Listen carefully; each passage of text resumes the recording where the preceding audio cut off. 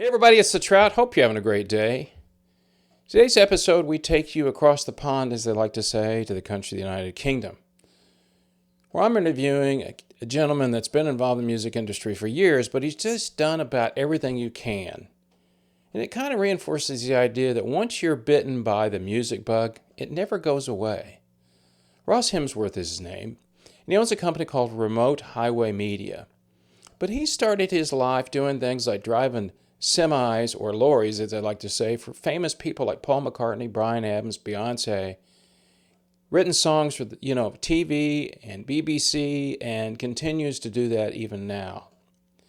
So he has an interesting story about his life, how he got where he is now, and how he just continues to do what he wants to do, which is be a singer-songwriter. And he talks about that on our show today. But before we get to that, remember, if you like this show, give us a thumbs up and subscribe to the channel. We appreciate it very much. So up next, Ross Hemsworth with Remote Highway Media, all the way on this other side of the planet in the United Kingdom, talking about his music career and his musical journey. That's next on The Trout Show.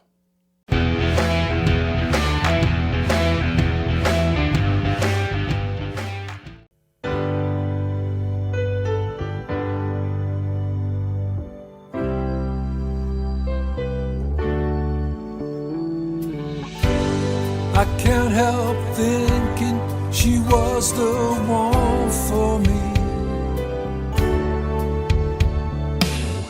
I saw her on the screen when I was just a teen. But then I grew up almost just in time.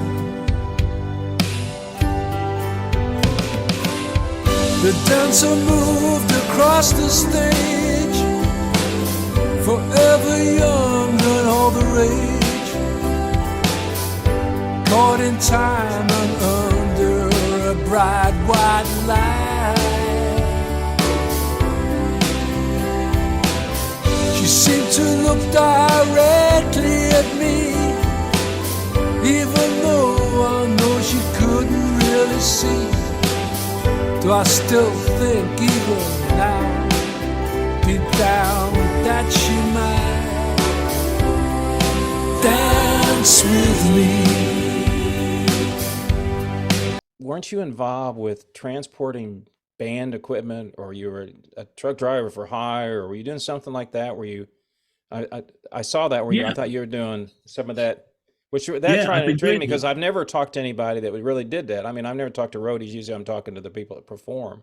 So no, I did that for quite a while. Did it for quite a few years. It paid very well, and it kept me hand in with the people that I used to know and work with. And I toured Europe, Eastern and Western Europe, for a company called Trans Am Trucking and Edwin Shirley Trucking. We did Paul McCartney, Bryan Adams, Beyonce, Barry Manilow, all sorts of people. Springsteen.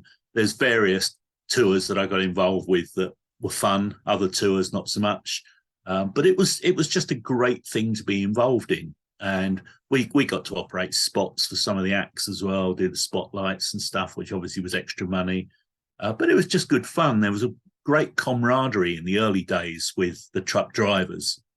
Those and the bus drivers were always seen as the lowest of the low in a tour crew.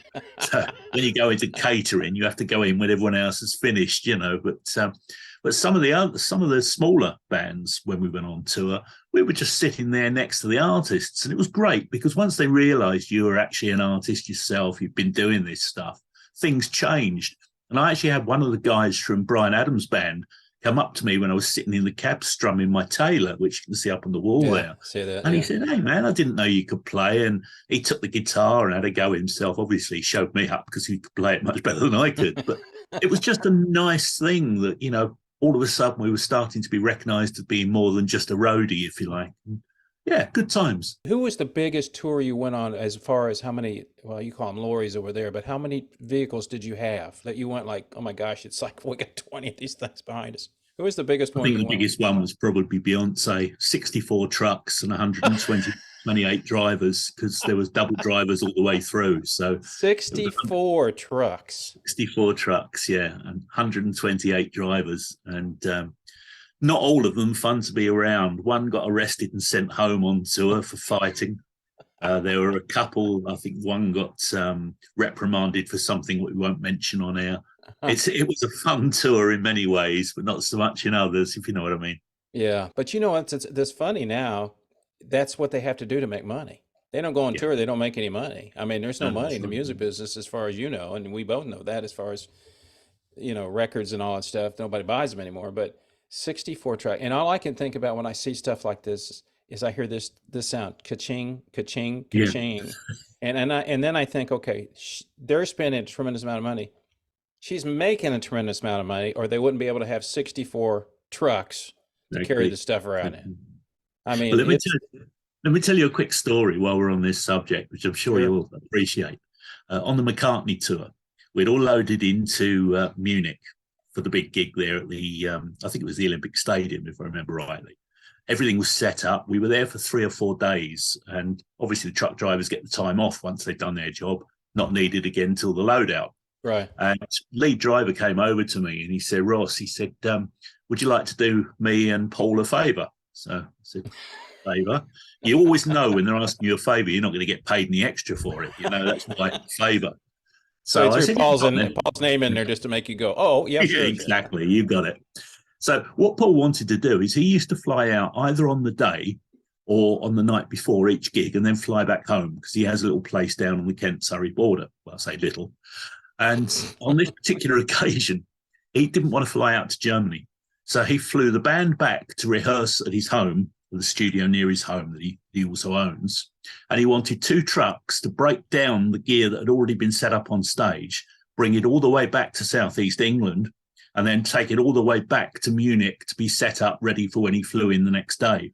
And the only way logistically they could do it was to have 2 drivers drive it out and 2 different drivers drive it back because of the limit on drivers' hours legally.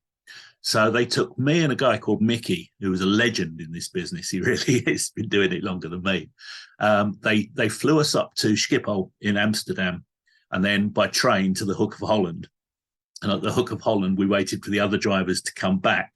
Strange, because normally from Kent, Surrey, you'd come back through Calais, but for some reason they came back through this place up in Suffolk.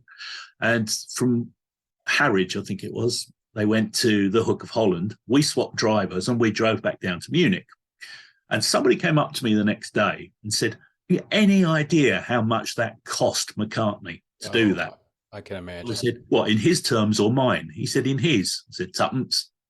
Because when you've got that kind of money, Yeah, it it probably didn't even make a dent in the balance. It was just what he wanted to do and he could afford to do it. Sure. So I think you're right. There's a ka-ching factor without a doubt, but it gives them flexibility to do stuff that you and I could only dream of doing. So you were doing that.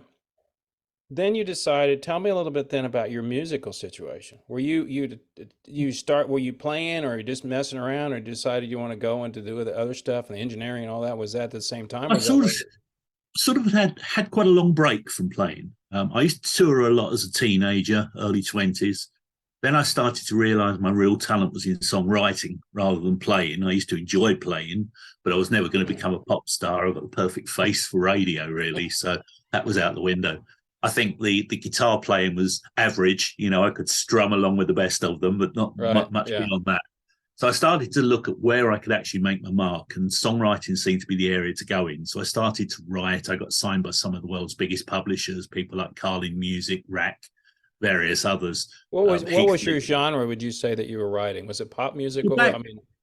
Back then, I suppose it was pop and rock. It was, when I say rock, the light end of rock, sort of the 80s glam rock. Okay. Was doing a lot of that. When I wrote for Susie Quattro, I was writing with her in the style of where she wanted to go. She wanted to cross over and become like a female Springsteen around that period. And I actually thought, well, actually, she could do that. Yeah. She's got the style, she's got the look, she's got the following. So we started to write some music that I thought would actually work.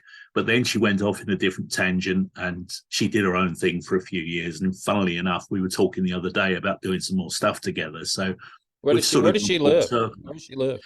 She lives over in Essex, the other side of the country to me. But it's not a problem now because everything can hook up by computer. So we can work remotely without, she's got a lovely big country house. She's had it for years. And I used to go over there and I'd just take a guitar and we'd turn up and I'd strum a few things to her and she'd write the lyrics. And it worked out pretty well. Funnily enough, one of the songs that she put on the Girl from Detroit City CD, we've actually just covered with somebody else as a ballad, completely changed and reformatted the sound of that song, because we both always believed it was a good song, but it just never felt right the way we did it. And the way that we've redone it with a local singer down here, it's shown the potential now of how we could redo the song and actually release it. So I don't think music ever dies. It just gets reborn occasionally. So as we've gone through the years, I've got more into production, more into songwriting, more into working with other artists. I managed a band called Ouch, which funnily enough, we were talking earlier off air about the band in Holland that were Beatles covers. I managed a band called Ouch, and Ouch were a boy band from Kent, but they had that Beatles sound so perfect. If you didn't see the faces, you'd have thought it was the Beatles. They were that good. We had 3 top 10s in Japan. We got signed up out there by Sony, and they took us out on a tour with Udo Artists, who's the biggest promoter in Japan. So we went off to Japan for a while. They made some money. They did really well. Came back here, got a whole string of TV shows. They got played on Radio 1, which is our biggest radio station, or was at the time. And it looked like it was really going to happen. And then, just as all bands do, they split up. Yep. They all do. Unfortunately, well, let me go back to your songwriting. Let me ask you about your songwriting.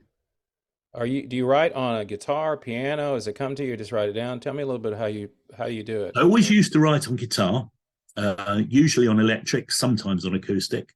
More recently, it's gone full circle. It's piano. I've started to learn piano. I've been with a piano teacher now for a little while, and I'm certainly not good at it, but I'm good enough to be able to write the structure of a song on the piano. And one of the latest songs that we've remixed with Tim is a track called Loneliness Road, which is one of my personal favorites songs I've written. It's a real Springsteen-inspired song. And I went back on the remix and put a whole piano line on there that wasn't on the original. And it changed the song. It really changed it, because obviously Springsteen stuff normally has piano. It's one of the big parts of the way the E Street Band sounds. So I actually I don't copy other artists, but I do use those inspirations. And Loneliness Road, which will be the next single after the one that's out now, for me, has everything about it that says who I am as a writer, who I'm inspired by, and where I want to go with it. So it's not really a case of, Springsteen's in the past or Springsteen's this. It's more about what I think is coming and what I think is missing from today's market. Because I don't know about you, but I'm bored with some of the music now. The charts in the UK are stale. It's the same old. The problem is, and this is the thing, and I had this conversation with a great artist that I interviewed last week, and we were talking about it. In fact, he's getting ready to go on tour. I think he may be coming to the UK. But anyway, the music has gotten to the point where it's boring. And I say this to a lot of people. Why do you think all these major people, Spotify and all those people, buy up old catalogs? Because nobody listens to the new stuff. They do, but they all revert back to pre-90s stuff, or they want to listen to stuff that's before 2000, whatever it is. And his music was more like the 70s, 80s classic rock. Yeah. And I said, there has to be lots of people in our age group that want to listen to music. Now, he's younger than me. He was probably in his 40s maybe, but they don't have any place to go. So what do they listen to? Over here, you listen to classic rock, or you listen to something like that. The one thing that I think has changed, and I think it's unfair to writers, is music publishers now want 50%. That's the first thing they say when they start talking to you. They want 50%. They're not prepared to put anything up front. Now, I've got no problem with them having 50%. If it's your shirt and my shirt on the line, you're going to work harder. But they take the 50% and they sit on it in the hope you're going to get it away. So now I won't sign my stuff unless they put money up front. Yeah. So they say, well, we don't do that anymore. That's old school. They don't put money advances up. Well, same thing goes. My shirt and your shirt. You show me your commitment by putting an advance on the table and then make it work. If you really believe in that song and you believe that song is going to earn money, you're not going to have a problem putting a small amount of money up front. No. So I've sort of, if you like, put a gate up to my own songs, which has probably had a detrimental effect on my career. But I just don't believe in giving things away. No. At least, I'm of an age now where I want to be able to leave something for the wife when I go. I'm lucky. She's a bit younger than me and a hell of a lot prettier, And I'd like to think I can leave her something when I go. So I always have that thought at the end of my mind. But the other thing, of course, as is, I suppose, with any songwriter, is you're always trying to find that one song that suits that one artist. Because if, for instance, Miley Cyrus emailed me now and said, Ross, send me a song, I've got a catalogue of over 200 songs. Which one do I send her? Because she's not going to listen to a second one if she don't like the first. No. Therein lies the big, big problem, because you don't know what she's looking for. Yeah. So apart from sitting down and having dinner with her one evening and playing her 20 songs, and you only get to do that when you're a personal friend, those obstacles are just always there and always will be. And you're 100% right. I think getting people to get their time is one thing. And what I've learned is they will give you the time. And I will tell you this, every artist I've interviewed, even some of the bigger ones, have never said, I got to go. They want to continue to talk to me, which is a wonderful thing for me. But I know how to keep them in tension. But just like you said, you can't call her up and say, hey, and the other thing I learned about this working in another job was you don't go to the agent, you don't go to the manager, you go to the publicist, because the publicist gets paid no matter what. Agent wants a percentage, so they're not going to talk to you. Manager wants a percentage. Publicist looks at it as is this going to help them? Is this going to, if I spend 5 minutes or 15 minutes on interviewing them or whatever it is this going to help them? Well, it's not going to hurt them, and why I do a lot of independent artists is because they can use that in turn if they're good. I mean, look, out of the dozens of people I've interviewed, there's probably maybe 2 or 3 that really could make it big. Bonnie Raitt's Grammy and Diane Warren's recognition, because Diane Warren is probably one of the best songwriters in the world. I don't think anyone would query that. No. She's your average Joe. She sits on Instagram talking to your average people. She's got a cat the same as we both love cats. She's non-assuming from that point of view. No. But my God, that woman can put a song together, And funnily enough, you were talking also just now about Nashville. I wrote country. Every now and again, I dabble with country, but obviously I'm not from Nashville, and I usually get criticised because I put English words in it that the Americans don't understand.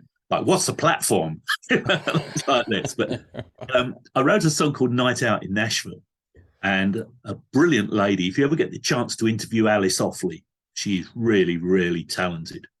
And Alice over here is doing a lot of the dancey sort of stuff, the modern stuff. Behind the scenes, she co-writes all sorts, and she's very good with country. She can take off a Nashville voice like that. She really can sound American. And she rewrote Night Out in Nashville with me and said, look, if we change this and change this lyric here and change that there and change the middle 8, and she pulled the song apart, rebuilt it. It came back as a different song, and I wasn't sure at first. And the whole story behind Night Out in Nashville is about a songwriter who loves being in the darkness, doesn't want the fame, doesn't care whether anyone notices. They go out drinking in Nashville, nobody gives them any hassle. But there's just that little niggle in the background of, well, I wouldn't mind a taste of that fame thing. I sometimes get fed up that people don't notice me because I've written all these hit songs, and that's what the song's about. Is about this songwriter, and it's loosely based on the Diane Warren thing. She could walk into Nashville, and obviously musicians know who she is, but the general public might not. Yeah. I think my main focus at the moment is really on 3 things. Writing more music, because I know I'm going through a creative phase now. And as a writer, you can go through long periods of blank. Yep. So being creative, you've got to use it. As you say, when that inspiration comes down on you, you suck it in, you throw it out. That's right. You've got to make something. Never be afraid to write with someone else because of the changes they can bring to the table. Hence Lennon, McCartney, George Harrison, Ringo, as you just said. Yeah.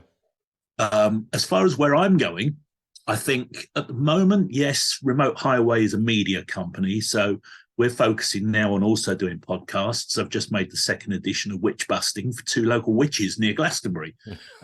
Sounds weird, but one of them is actually a PhD in AI, Dr. Liz Williams, and the other one is an academic historian called Trevor Jones. both of them are practicing witches, and they decided to pull all the myths and legends apart and actually bring fact to the table. So episode 1 dealt with, were witches really burned? No, they weren't. They were usually hung. What were the witch trials at Pendle all about, and who was involved in them? And they were usually over land disputes, nothing to do with witches. It's all about money. All about money. Yeah, there you go. It is about money and land. Yeah. Episode 2, they looked at the Witchfinder General, who was a real infamous character here in England, who basically was called in and, again, money, paid lots of money to find the cause of a problem in a town. And, of course, it was usually a witch.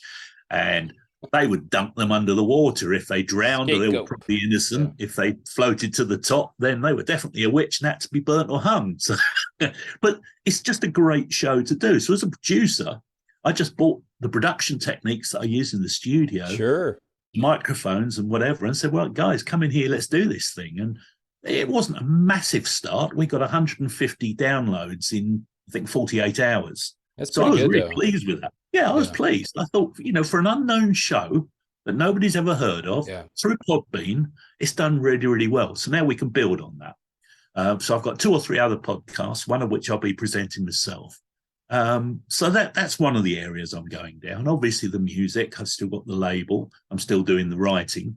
And I'm also looking at pitching to BBC over here, because my company's a registered supplier for the BBC. So I can actually pitch ideas for radio plays, for podcasts, for various other things through the filter that I've got there. So they've just announced their commissioning round for the spring. So I'm pitching a couple of ideas into that. So, yeah, I'm trying to keep a wide spread, because obviously we need to get the pound notes coming in, obviously. Yeah. But at the same time, not losing the focus of what the company is all about, which is really about music. There's a guy over here in England called Danny Robbins, and he's doing a job that I did for a little while. I had a TV show over here called Now That's Weird, which was also a syndicated radio show some years back. And it went on to TV because it was picked up from radio. And what Danny's done is he had a podcast called Uncanny, which is all about the paranormal, something that's been done to death, in my opinion now. I think everyone's been there, done that. Right. But he picked up on a witch farm in Wales with a witch history.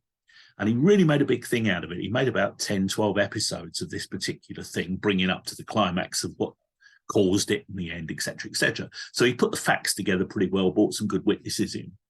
He got it on Radio 4, which is a BBC station over here. Got a lot of followers. But now TV have got interested, and he's just announced yesterday that he's picked up a full TV series with the BBC based on the podcast. And he started with his podcast. So he's gone now. He's right up there now. He's up with the big players. And I think that's where it can lead. If you're doing something like you're doing there right now, you never know where that's going to take you, because before you know where you are, you've got the Rick Trout's TV show, which people are going to be climbing all over to get on, because you're there, you've got a big platform of listeners, and they want to be part of what you're doing.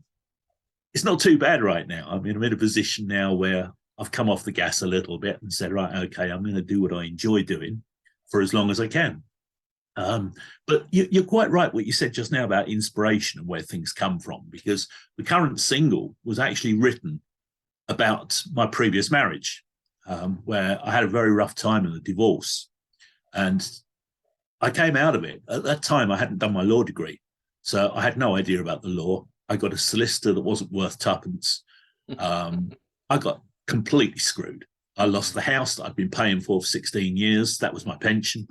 I lost my family because she just, she said all the wrong things to them that make them not want to stay in contact. And it just all went pear-shaped. And for a little while, it was that grudge thing. I'm going to get revenge of some kind. I'm going to do this. And then I suddenly realized that every lesson you're taught in life is exactly that. It's a lesson. Make use of it. Take positives from it. Don't throw negatives. And that song came to me around the time I was thinking that. And I wrote, the title came first. Girl, my money sure looks good on you. And I thought, there's a song there. That's absolutely a song. Yeah. Oh, yeah. And I mean, how many people can relate to it, And I sat down with a guitarist called Robbie Bevan, who's in a Dire Straits tribute band, and he started picking some Mark Knopfler style licks on the guitar. And I said, come on, you got to go write this with me, fella. We got to do this.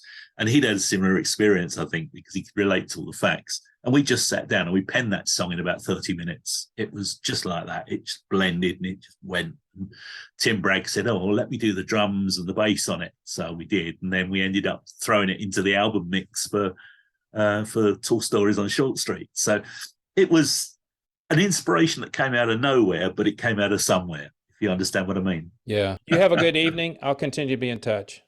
Okay. Cheers, Rick. Much appreciated. Thank you. You have a good day. You too. Bye-bye. Bye, bye.